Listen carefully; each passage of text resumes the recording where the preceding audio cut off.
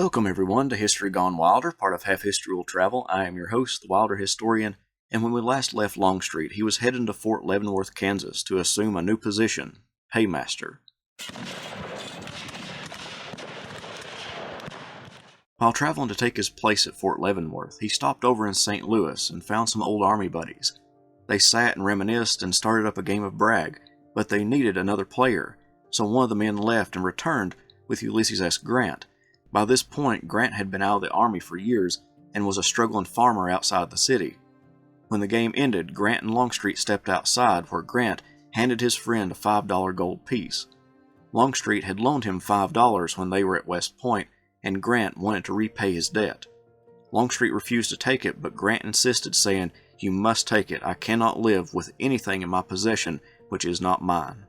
Longstreet begrudgingly accepted it, and then departed for Fort Leavenworth. At Fort Leavenworth, Longstreet performed the regular duties of a paymaster, traveling throughout the department issuing payment to officers and men alike, but he would not stay in that department more than a year. In October 1859, Longstreet was transferred to his father-in-law's department in New Mexico, headquartered at Albuquerque. This brought a reunion for Louise and her mother and father, but that didn't last long. Her mother fell ill shortly after their arrival, and her father took her mother to Saratoga, New York, to the mineral springs to help her heal. It was there she collapsed and then died on August 30th, 1860. Louise's father would live another year before passing away. It was in New Mexico that Longstreet received the sporadic news about the contentious 1860 election between Abraham Lincoln, Stephen Douglas, John Bell, and John C. Breckinridge.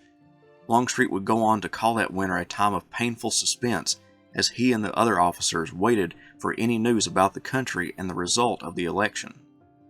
Abraham Lincoln won the election, and with his election, South Carolina voted to secede from the Union on December 20th, 1860.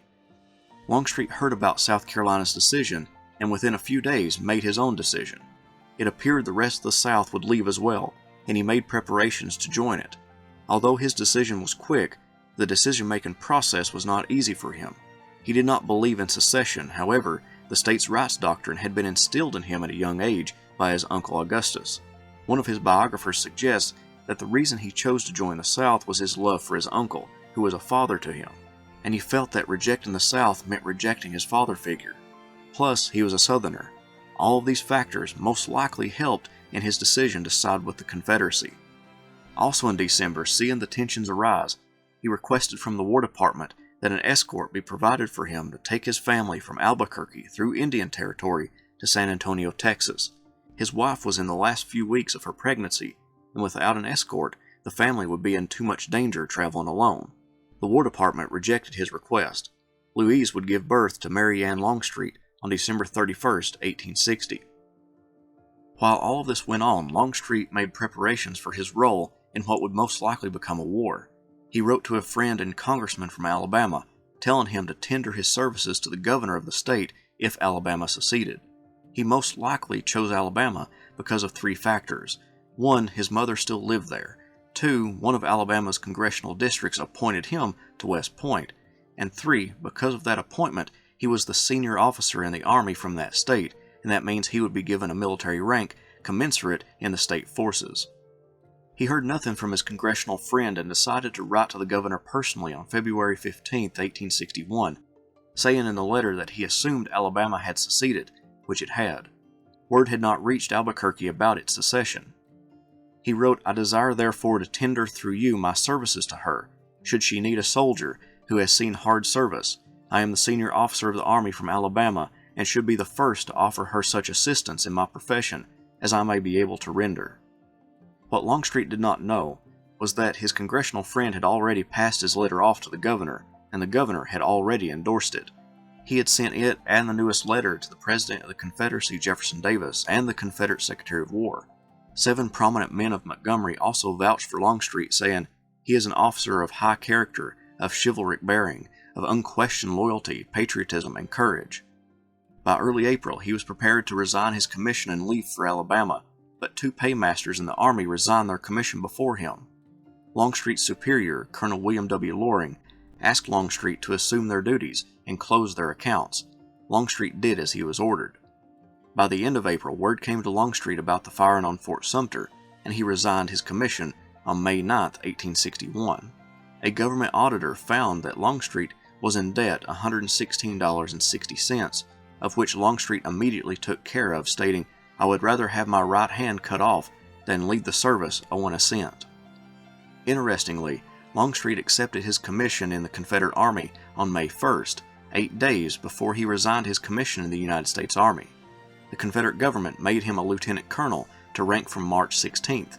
The commission was accompanied by a voucher for $306 as payment for the period of May 1st to June 24th, meaning that Longstreet, while a soldier in the United States Army, was also a soldier in the Confederate Army and receiving payments for his Confederate service. In a United States Army ambulance, Longstreet and his family bumped along eastward through the American Southwest. At Fort Fillmore, he met up with some old Army comrades and they discussed the war and its future. He was asked how long he thought the war would last. Longstreet said he believed it would last 3 years. From there, himself, Louise, and the children traveled to San Antonio. It was there Longstreet left his family to proceed to Richmond. He hated to leave them behind, but he felt he needed to get to Richmond as quickly as possible. On the San Antonio-San Diego stage line, he rode with the stage line superintendent George H. Giddings, who had accompanied Longstreet on a patrol years ago when they were tracking Native American raiders. During a melee, Longstreet's horse was shot and the animal pinned down the officer. Giddings protected Longstreet until the officer could extricate himself. From there, they traveled to Galveston to get on a ship bound for Louisiana. While on the ship, he met Thomas Jewett Gorey. Gorey was from Alabama and was traveling to offer his services to the Confederate Army. Longstreet and Gorey immediately began a friendship and traveled together. They made their way to New Orleans, then took a train through Mississippi and Alabama to Chattanooga, Tennessee. From there, they got on a train on the East Tennessee and Virginia Railroad and traveled through the Unionist sympathizing region of East Tennessee, then to Richmond. Gorey remarked that the East Tennesseans looked sour, mean, and glum. On June 21st, Longstreet, Gorey, and the other men he met in Texas made it to Richmond, Virginia, the capital of the Confederacy. Since placing the capital there from its original home in Montgomery, Alabama, the Virginia city had been inundated with bureaucrats, merchants, contractors, and men seeking to fight in the upcoming war. Upon arrival, Longstreet and the Texans met with Jefferson Davis, who informed the lieutenant colonel that he had been promoted to brigadier general on June 17th. Longstreet would formally accept it on June 25th. Within days of his arrival at Richmond, Longstreet would travel north to Manassas Junction, where Pierre Gustave Toutant Beauregard had his army defending one of the most critical points in the Confederacy, guarding the Confederate capital. Joseph E. Johnston's army in the Shenandoah Valley lay not too far away and could come at a quick notice to Beauregard's assistance if needed. On July 6, Longstreet assumed command of 3 Virginia regiments, the 1st, 11th, and 17th Virginia Infantry Regiments. Unlike many of the units in this new army, Virginia's units had a foundation of military training because of the state's militia system, so Longstreet got the privilege of commanding some of the better trained troops in the army at this stage of the war. He immediately ordered his 3 regiments to drill 3 times a day in anticipation of an impending battle.